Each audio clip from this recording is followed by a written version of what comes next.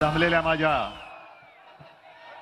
तमाम देशभक्त बांधवांनो, भगिनींनो आणि मातांनो, मी नेहमी माझ्या भाषणाची सुरुवात जमलेल्या माझ्या तमाम हिंदू बांधवांनो, भगिनींनो आणि मातांनो अशी करतो. पण ही देशाची निवडणूक आहे आणि देश वाचवायचा आहे, म्हणून मी देशभक्त बांधवांनो, भगिनींनो आणि मातांनो अशी केली. आता काही जण त्याच्यावरनं टीका करतायत. बघा, यांच्या भाषणाच्या सुरुवातीतला हिंदू शब्द गेला. अरे काय हिंदू देशभक्त नाही असं तुम्हाला म्हणायचंय काय?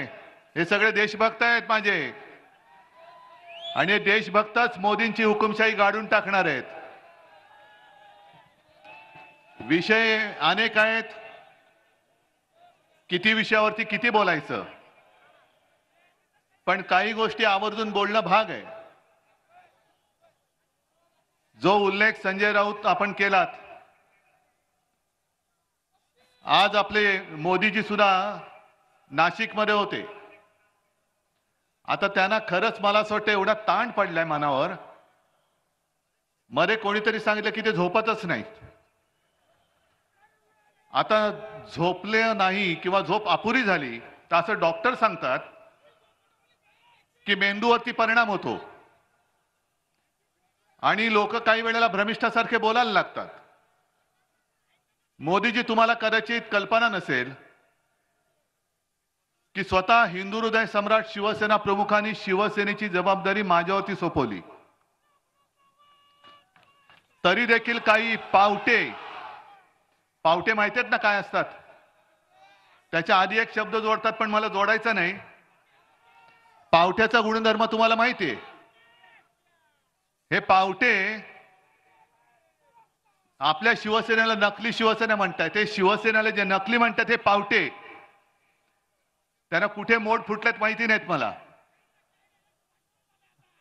आणि इथपर्यंत मजल गेले की हिंदू हृदय सम्राटांचा मी पुत्र,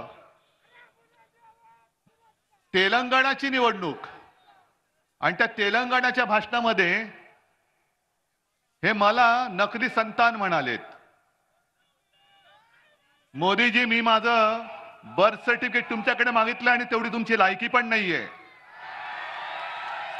तुम्ही कोणी ब्रह्मदेवाचे बाप नाही आहात. तुम्ही ब्रह्मदेवाचा अवतार तर बिलकुल नाही आहात. आणि हा महाराष्ट्र आज माझं तुम्ही सगळं चोरलत ना. चोराच्या हातात धनुष्यबाण दिलंय, पण मशाल बघा कशी पेटलेली आहे. मग त्यांना प्रश्न असा पडलाय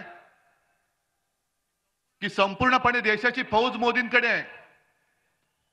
भाजपची सगळी टिनपाटापासून मोठी भांडी कुंडी वाजणारी ही त्यांच्याकडे आहेत.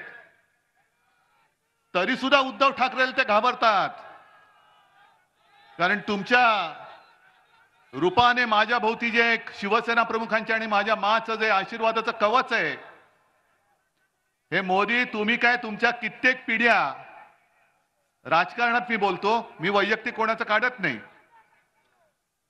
कारण राजकारणामध्ये भाजपला पोरच होत नाहीत. आणि म्हणून त्यांना सगळी नकली संतानं म्हणजे आपल्याकडचे सुद्धा गद्दार मांडीवरती घ्यावे लागलेत.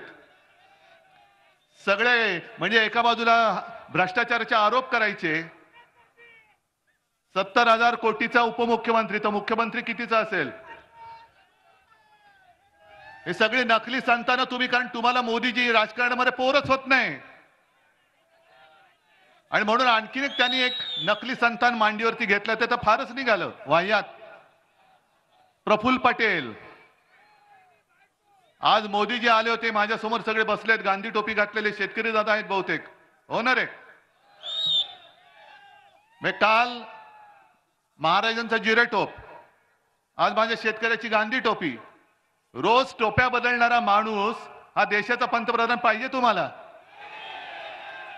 आणि प्रफुल्ल पटेलना सांगतोय की पटेल, तुम्ही वाटेल त्याच्या डोक्यात माझ्या महाराजांचा जिरेटोप घालू नका. जरी तुम्ही प्रफुल्ल पटेल असलात तरी महाराष्ट्र तुम्हाला आपटेल.